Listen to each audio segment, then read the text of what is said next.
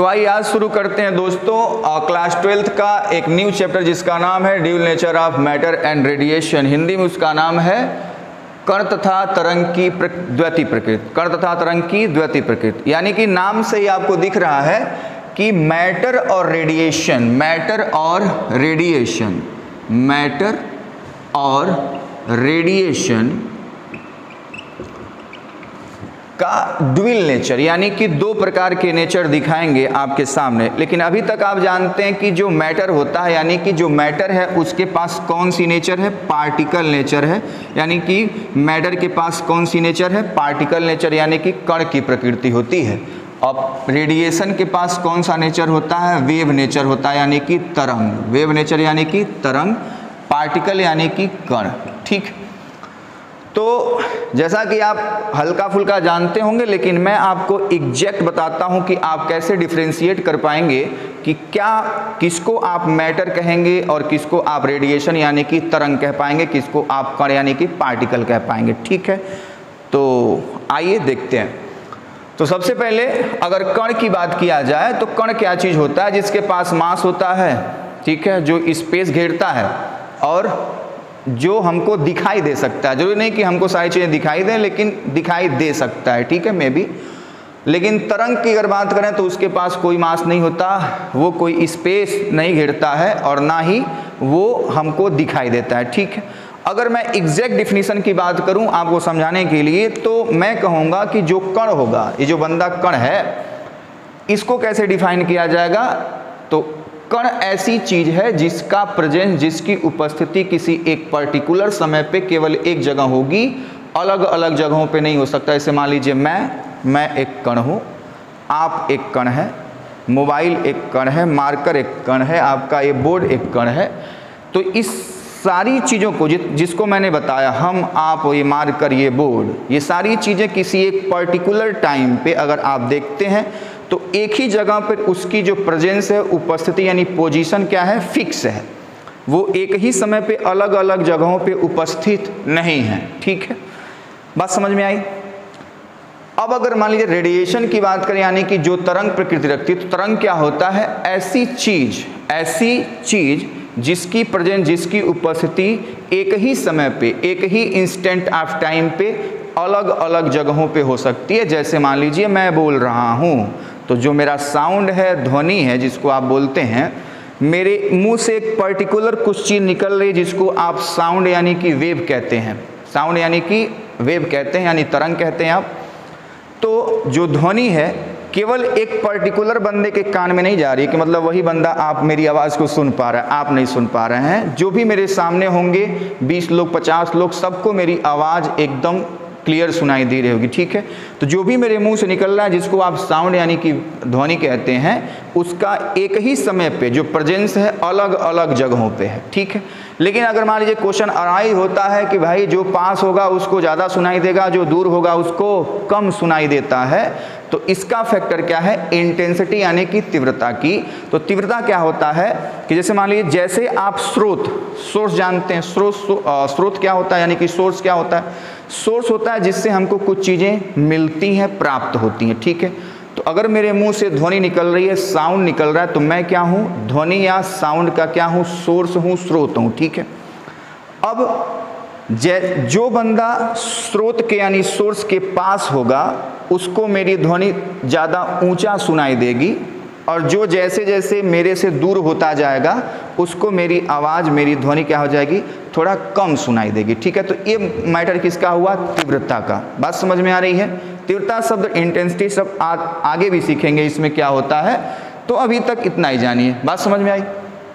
तो यानी कि क्या हुआ, पार्टिकल या तरंग क्या होगा कि ऐसी चीज जिसका प्रेजेंस किसी एक पर्टिकुलर टाइम पे एक जगह होगा उसको पार्टिकल या कण कहेंगे, और जिसकी प्रेजेंस एक ही समय पे अलग अलग जगहों पे हो सकती है उसको हम क्या कहेंगे, कण या उसको क्या कहेंगे, वेव यानी कि तरंग। ठीक है, जैसे मान लीजिए लाइट है, तो आपने जैसे ही अपने रूम में लाइट को ऑन किया, मतलब बल्ब को ऑन किया, तुरंत आपका पूरा रूम क्या हो जाता है, एकदम उजाला हो जाता है। बात समझ में आई, सारी की सारी चीज़ें दिखने लग जाती हैं। ऐसा नहीं होता कि बल्ब से जो चीज़ निकल रहा है जिसको आप लाइट या प्रकाश कह रहे हैं वो किसी एक पर्टिकुलर ऑब्जेक्ट के पास जा रही है, बस एक ही वस्तु आपको दिखाई दे पा रही। ऐसा होता है क्या? नहीं होता है।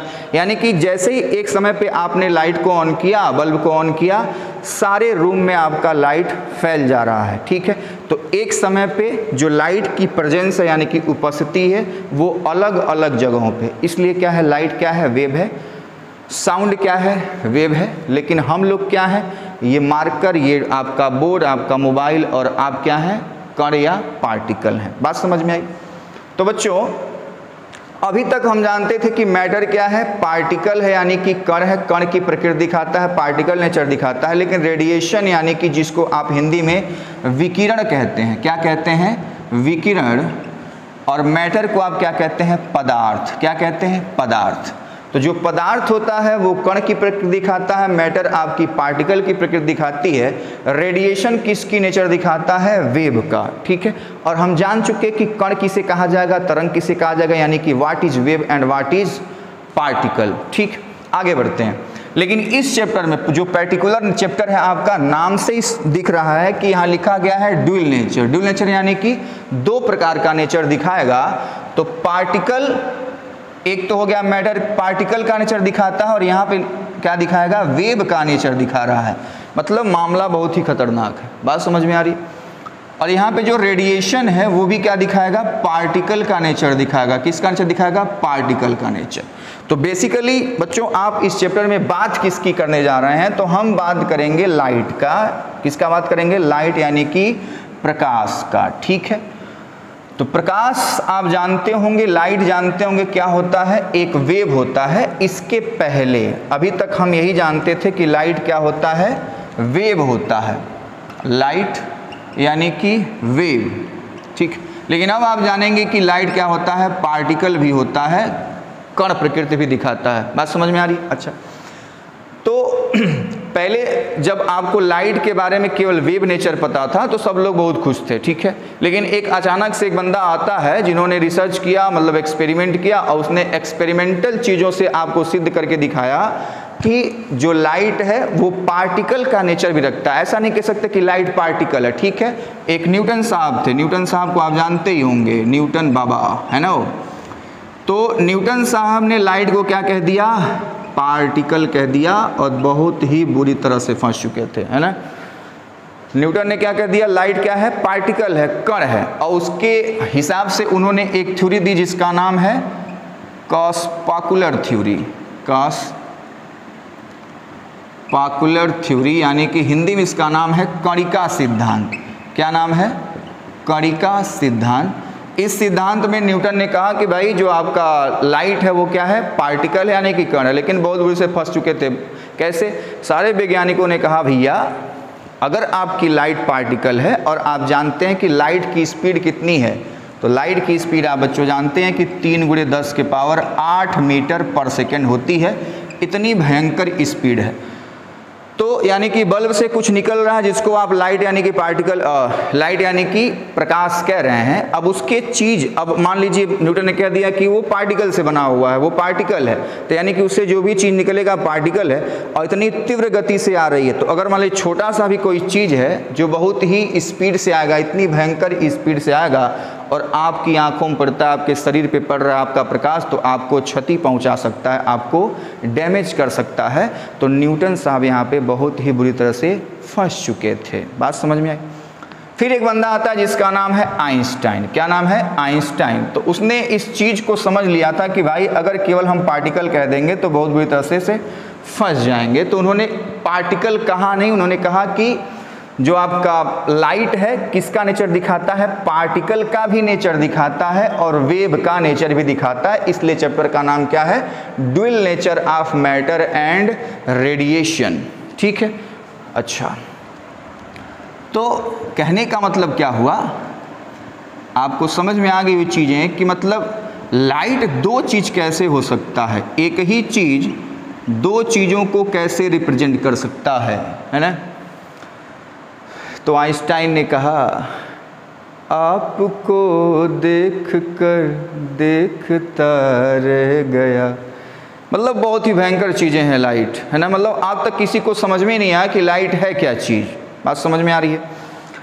तो आइंस्टाइन ने इसका एक सही सटीक जुगाड़ लगा कि भाई न्यूटन बाबा तो फंस चुके हैं, लेकिन हमको फंसना नहीं है, हमको धीरे से अपना कॉन्सेप्ट देना है और समझाना है लोगों को।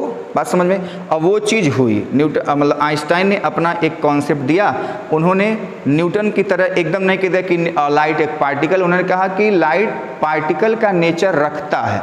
जहाँ आपको ज़रूरत होगी वहाँ आप लाइट को वेव कह लेंगे, जहाँ आपको ज़रूरत होगी वहाँ लाइट को आप क्या कह लेंगे? पार्टिकल कह लेंगे। इतनी बात समझ में आई? ठीक है। तो लाइट को अगर हम पार्टिकल मानते हैं, जैसा कि आइंस्टाइन ने कहा है कि लाइट क्या है? पार्टिकल का नेचर रखती है, तो उस किस एक्सपेरिमेंट से उसने इस चीज़ को प्रूफ किया? तो उस एक्सपेरिमेंट का नाम है photo electric effect. Photo electric effect, यानी कि इसका हिंदी में नाम है प्रकाश वैद्युत प्रभाव। प्रकाश वैद्युत प्रभाव, प्रकाश वैद्युत प्रभाव। ठीक है। बहुत ही खतरनाक यहाँ पे एक एक्सपेरिमेंट है जिसका नाम है प्रकाश वैद्युत प्रभाव। ये दिखाता, ये एक्सपेरिमेंट ने सिद्ध किया कि लाइट क्या है? पार्टिकल का नेचर शो करता है। बिना लाइट को पार्टिकल नेचर शो किए ये वाला एक्सपेरिमेंट कभी भी संभव नहीं हो सकता। ठीक है। तो एक्सपेरिमेंट है क्या? एक्सपेरिमेंट का है क्या कि एक हम क्या लेते हैं? मेटल प्लेट लेते हैं। क्या लेते हैं? मेटल प्लेट लेंगे। ठीक।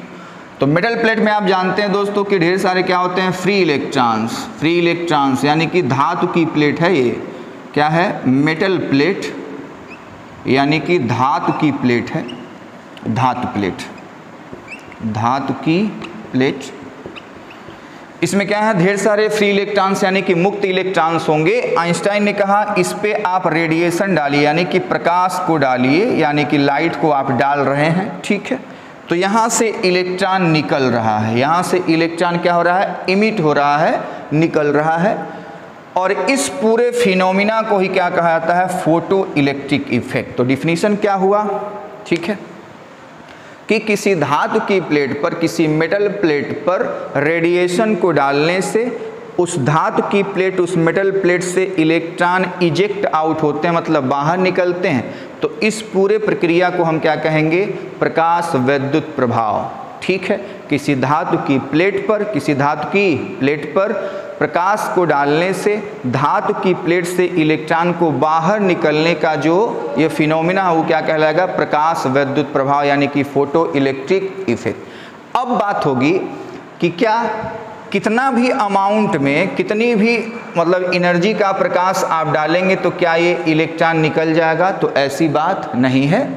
ऐसा है कि मतलब जो इलेक्ट्रॉन है वो अलग अपने अपने इलेक्ट्रॉनों से, जो उसके भाईचारे हैं किनारे किनारे उसके आजू बाजू खड़े हुए हैं, उनसे एक मतलब खतरनाक वाला बॉन्डिंग बना हुआ है जिससे वो बाहर नहीं निकल पा रहे हैं। उनके बीच एक न्यूक्लियर फोर्स अप्लाई हो रहा है जिससे वो कि धातु की प्लेट से, मेटल प्लेट से बाहर नहीं निकल पा रहे हैं। तो मतलब हमको कोई कितनी भी एनर्जी आप देंगे, मतलब एक अमाउंट होगा, एक फिक्स अमाउंट होगा कि उतनी ही एनर्जी अगर इलेक्ट्रॉन को मिलेगी धातु के प्लेट वाले को, तभी ये इलेक्ट्रॉन बाहर निकलेगा, अन्यथा ये बाहर नहीं निकलेगा। बात समझ में आई? अच्छा, तो यानी कि तब क्या हुआ कि यानी कि अगर मान ले हम ई एनर्जी देते हैं, अगर हमने ई एनर्जी दिया तो इसका फॉर्मूला होता है E = h mu. E = h mu. E माने एनर्जी यानी कि ऊर्जा, H माने होता है प्लांक कांस्टेंट। क्या होता है? Planck constant. ठीक है।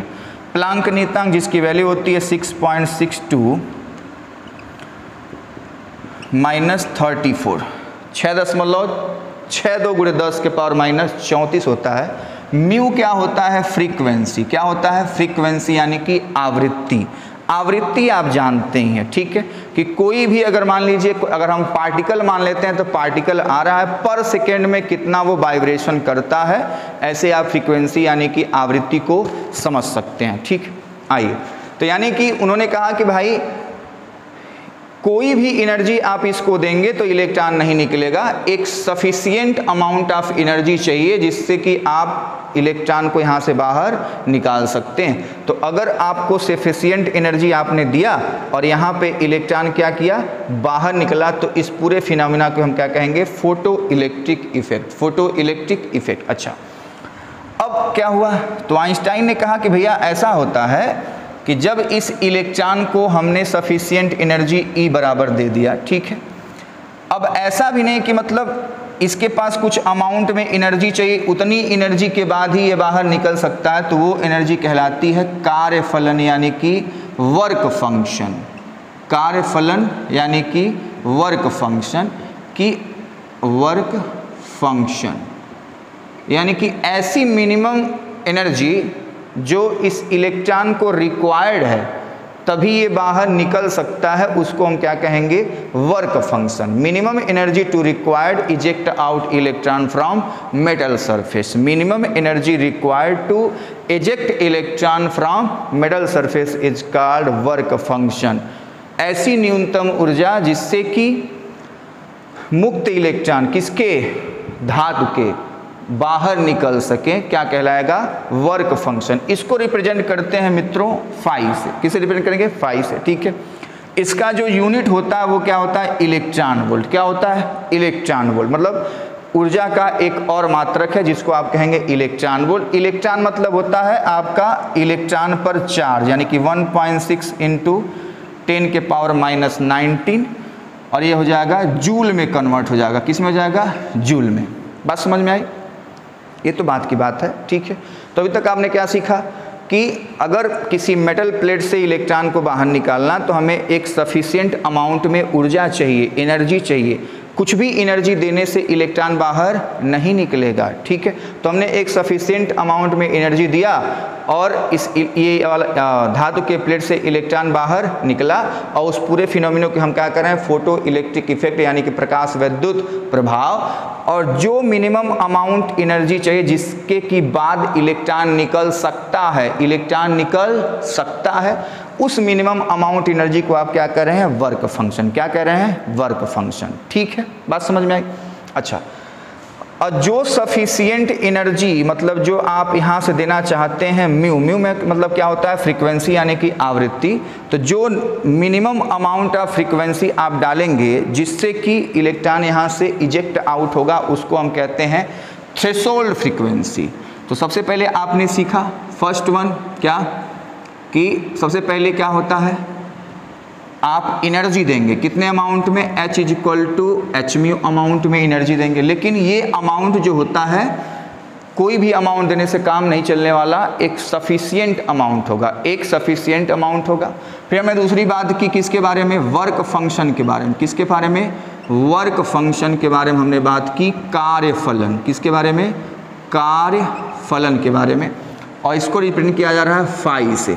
तो एक बात तो कन्फर्म हो गई कि जब आपका E > 5 होगा, E > 5 होगा तभी यहाँ से इलेक्ट्रॉन इजेक्ट आउट निकल सकता है, माने बाहर निकलेगा, अन्यथा नहीं निकल सकता।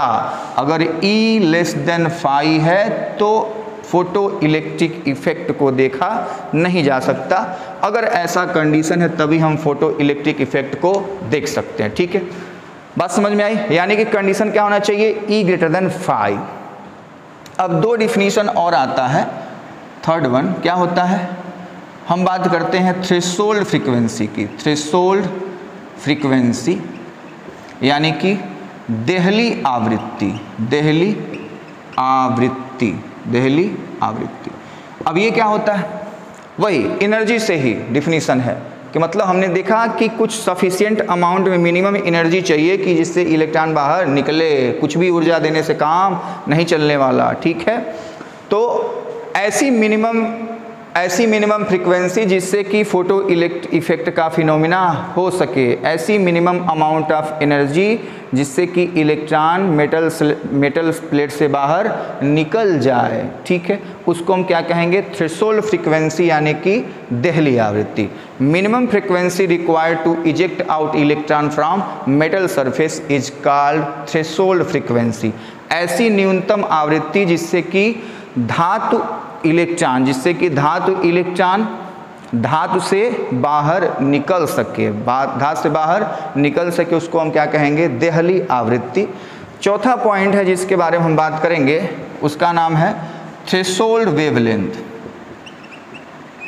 थ्रेशोल्ड वेवलेंथ, ठीक, यानी कि देहली तरंगदैर्घ्य, देहली तरंगदैर्घ्य, ठीक। इसको रिप्रेजेंट करते हैं लैम्डा से, इसको रिप्रेजेंट करते हैं म्यू नॉट से, सॉरी लैम्डा नॉट और म्यू नॉट, इसको फाई से, इसको म्यू नॉट से, इसको लैम्डा नॉट से। देखिए तो जो E इक्वल टू एच मी फॉर्मूला होता है वहीं पे एक फॉर्मूला ये भी है S C by lambda, S C by lambda, क्योंकि म्यू इक्वल टू होता है C by lambda, mu equal to C by lambda. C क्या है? वेलोसिटी ऑफ लाइट, यानी कि लाइट का स्पीड, प्रकाश की चाल। लेमडा क्या है? तरंग दैर्घ्य यानी कि वेवलेंथ। ठीक है, तो म्यू के बारे में अगर मतलब फ्रीक्वेंसी के बारे में फॉर्मूला देखें तो E equal to H mu है, और लेमडा के लिए फॉर्मूला देखें तो एस सी बाई लेमडा है। तो हमको क्या चाहिए? हमको चाहिए मिनिमम अमाउंट ऑफ एनर्जी। हम क्या चाहते हैं? हम चाहते हैं कि हम क्या कम से कम एनर्जी हम दें जिससे कि इलेक्ट्रॉन यहाँ से बाहर निकले। कम में तो हम चाहेंगे कि हमारी ऊर्जा कम खर्च हो। ठीक है, हम तो नहीं चाहते कि हमारी सारी की सारी ऊर्जा इलेक्ट्रॉन को निकालने में समाप्त हो जाए, ऐसी ऊर्जा हमको चाहिए ना चाहिए। तो हम चाहेंगे कि कम से कम ऊर्जा इस वाले मेटल प्लेट को दिया जाए जिससे इलेक्ट्रॉन यहाँ से बाहर निकले। तो हम चाहते हैं कि एनर्जी क्या हो? मिनिमम।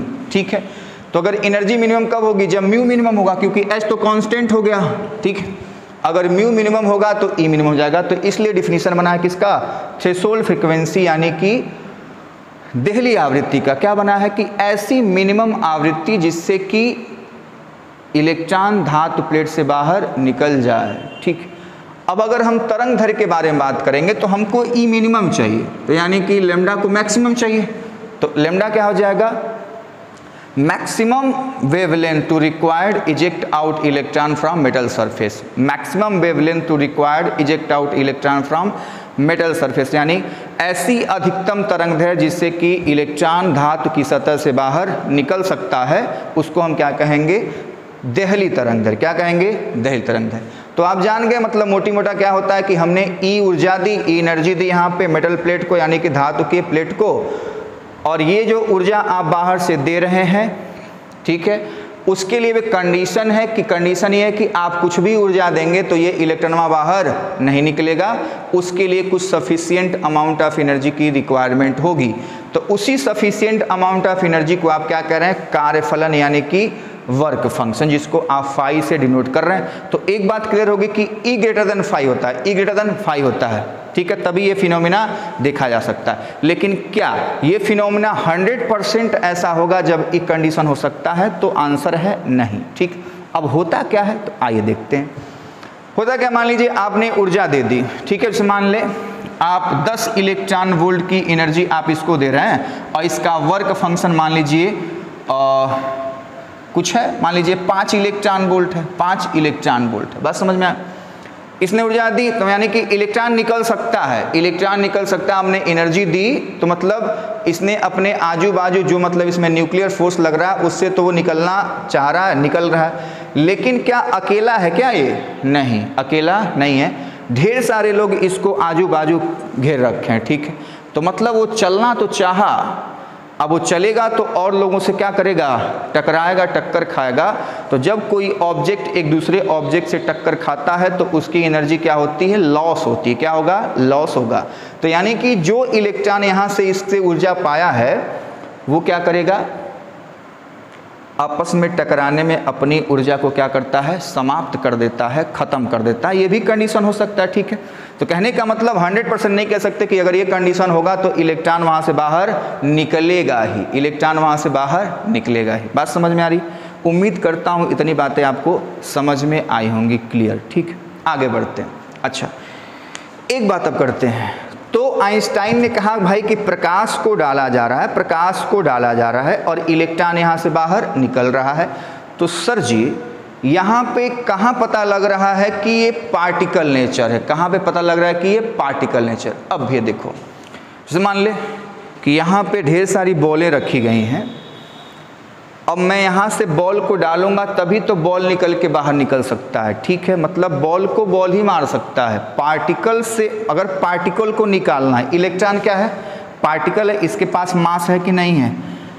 एम ई कितना होता है? 9.1 × 10⁻³ kg, यानी कि 9.1 × 10⁻31 किलोग्राम मास होता है किसका? इलेक्ट्रॉन का। बहुत कम मास है, लेकिन ऐसा नहीं कह पाएंगे कि मास इसके लिए बिल्कुल नहीं है। ठीक, अच्छा, तो यानी कि अगर यहाँ से पार्टिकल निकल रहा है तो जाहिर सी बात है जो इसको हिट करने वाला है, जिससे ये टकरा रहा है, मतलब जिसके कारण ये बाहर निकल रहा है, वो भी क्या होना चाहिए, पार्टिकल होना चाहिए। क्या होना चाहिए, पार्टिकल। ठीक है, तो आइंस्टाइन ने क्या बताया कि भाई आइंस्टाइन ने बताया कि जो आपका प्रकाश चल रहा है वो रेडिएशन के रूप में यहाँ पे नहीं चलेगा, उसके पास क्या होंगे, पार्टिकल होंगे, छोटे छोटे पार्टिकल। किससे, छोटे छोटे, ठीक, छोटे छोटे पार्टिकल होंगे। यानी कि इसी को उन्होंने कहा एनर्जी पैकेट्स। क्या कहा, एनर्जी पैकेट्स। इसी को उन्होंने नाम दिया था क्वांटा। क्या नाम दिया, क्वांटा। ठीक, यानी कि ऊर्जा के बंडलों के रूप में प्रकाश चल रहा है और इसी एनर्जी पैकेट या क्वांटा या बंडलों को हम क्या कह रहे हैं, फोटॉन्स नाम दिया गया। क्या नाम दिया गया, फोटॉन्स। ठीक, एक नया बंदा आता है जिसका नाम क्या है, फोटॉन्स। तो फोटॉन्स क्या है कि जो प्रकाश है, जो लाइट है, वो बंडलों के रूप में चल रही है, एनर्जी पैकेट्स के रूप में रही है, और उसी बंडल या उसी एनर्जी पैकेट्स को हम क्या कर रहे हैं, फोटॉन्स। क्या कर रहे हैं, फोटॉन्स। ठीक है, अच्छा, अब फोटॉन्स आया, इलेक्ट्रॉन को टक्कर मारा और इलेक्ट्रॉन बाहर निकल गया और आपका कौन सा फिनोमिना हुआ, फोटो इलेक्ट्रिक इफेक्ट, यानी कि प्रकाश विद्युत प्रभाव। तो फोटोन के बारे में थोड़ा बहुत जानकारी आप जान सकते हैं। फोटॉन्स क्या होता है, तो फोटॉन्स क्या होता है, फोटॉन्स एनर्जी का पैकेट्स है, यानी कि बंडल है। एक बात तो ये हो गई। फोटॉन्स का रेस्ट मास देखा गया है, फोटॉन्स का जो मास है, फोटॉन्स का जो मास है, मास ऑफ फोटॉन्स, वो क्या होता है, एट रेस्ट क्या होता है, 0। जब फोटॉन रेस्ट में रहेगा, रुका हुआ रहेगा, जब चलेगा नहीं तो उसका मास क्या है, 0 है। ठीक, लेकिन जब फोटॉन्स मूव कर रहा है तो उसकी स्पीड कितनी है, अभी तक किसी को पता नहीं है, मतलब नहीं बता सकते, बात समझ में आई। लेकिन ये पता है कि रेस्ट मास ऑफ फोटॉन क्या होता है, 0 होता है। ठीक, और बात क्या करते हैं कि जो ये होता है क्या होता है, न्यूट्रल होता है। क्या होगा, न्यूट्रल होगा, यानी कि इस पे कोई भी चार्ज उत्पन्न नहीं किया सकता। ये क्या है, अनावेशित है। क्या है, अनावेशित है। ठीक है, तो फोटॉन्स क्या है, फोटॉन्स क्या है, एनर्जी पैकेट्स है, क्वांटा है। जो एनर्जी मतलब जो प्रकाश ऊर्जा बंडलों के रूप में चले उसी को हम क्या कह रहे हैं, फोटॉन्स कह रहे हैं। फोटॉन्स का रेस्ट मास क्या होता है, 0 होता है। लेकिन जब फोटॉन्स मोशन में है, गति में, तो उसके मास की हम बात नहीं कर पाएंगे। ठीक है, और क्या है, जो आपका फोटॉन्स है वो न्यूट्रल नेचर का है, यानी कि उस पर हम चार्ज उत्पन्न नहीं कर पाएंगे, या हम कह सकते हैं उसका कोई भी चार्ज नहीं होता है। ठीक है, तो ये सब बात रही फोटॉन्स की। तो हमने क्या सीखा अभी तक, हमने सीखा कि भाई एक वैज्ञानिक आता है जिसका नाम है आइंस्टाइन, और वो मतलब पूरा तहलका मचा देता है पूरे कॉन्सेप्ट को। ठीक है, कि अभी तक हमको पता था कि ये था वो था, न्यूटन ने कहा पार्टिकल था, जबकि उसको पूरी तरह से खारिज कर दिया गया, पार्टिकल मान नहीं सकते। तो इन्होंने कहा भाई कि जहां आपको ज़रूरत है वहां पे वेव मान लीजिए, जहां आपको ज़रूरत है वहां पे पार्टिकल मान लीजिए। ठीक है, तो पार्टिकल नेचर को मान करके फोटो इलेक्ट्रिक इफेक्ट को कौन दिखाता है, आइंस्टाइन। कौन दिखाता है, आइंस्टाइन। ठीक, अच्छा, अब आइंस्टाइन ने इक्वेशन दिया। भैया जब आप एक्सपेरिमेंट करेंगे तो केवल बकैती करने से काम नहीं चलेगा कि हमने ऐसा कह दिया आप मान लीजिए, उसके लिए क्या देना पड़ेगा, एक रिजल्ट देना पड़ेगा, फिनोमिना आपको सबको समझाना पड़ेगा बैठ के कि भैया ये चीज़ें हुई है, तभी हम सहमत होंगे। ठीक, तो आइंस्टाइन ने क्या कहा देख लेते हैं। ये आपका फिगर है, ढेर सारे फ्री इलेक्ट्रॉन, ढेर सारे फ्री इलेक्ट्रॉन, ढेर सारे फ्री इलेक्ट्रॉन। ठीक है, एनर्जी आई, एनर्जी आई, एनर्जी आई, कितनी एनर्जी है, E बराबर h म्यू। ठीक, यहाँ का वर्क फंक्शन कितना है, फाई। कितना है, फाई। इलेक्ट्रॉन निकला, इलेक्ट्रॉन निकल रहा है, जैसे जैसे एनर्जी आ रही इलेक्ट्रॉन इससे इजेक्ट आउट हो रहा है।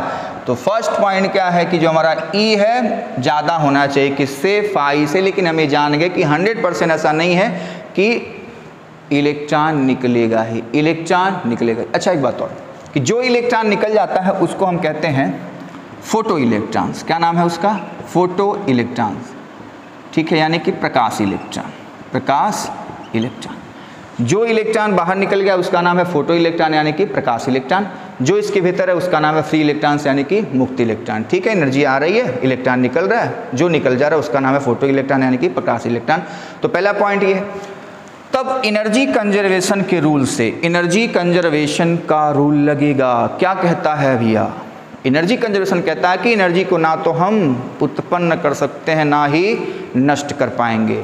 ठीक है, जितनी अमाउंट ऑफ एनर्जी आपके पास है उतनी ही रहनी चाहिए। वो अलग बात है कि एक एनर्जी किसी दूसरे एनर्जी में कन्वर्ट हो जा रही है, ठीक है, एनर्जी कन्वर्ट हो जा रही है किसी एक फॉर्म से दूसरे फॉर्म में, लेकिन एनर्जी ना तो डिस्ट्रॉय होगी और ना तो हम प्रोड्यूस कर पाएंगे, ना तो हम पैदा कर पाएंगे, ठीक।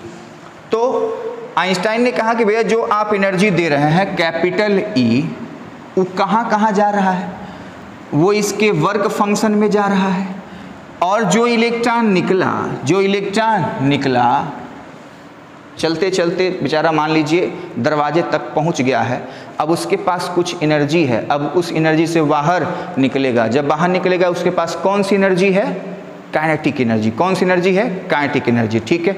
अब उस एनर्जी से वो बंदा भागता है, तो यानी इसको लिखते हैं के मैक्स। कितना लिखते हैं, के मैक्स।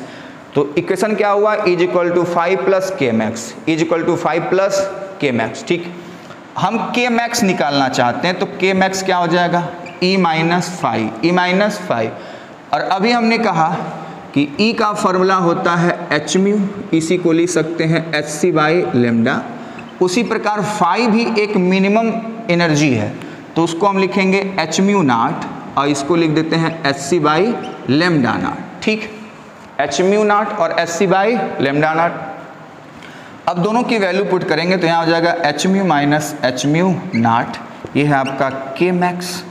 के मैक्स इज इक्वल टू हो जाएगा, H कॉमन है, म्यू माइनस म्यू नॉट, ये आपका एक इक्वेशन बन गया। इस इक्वेशन को कहते हैं आइंस्टाइन इक्वेशन। क्या कहेंगे, Einstein equation for photo electric effect.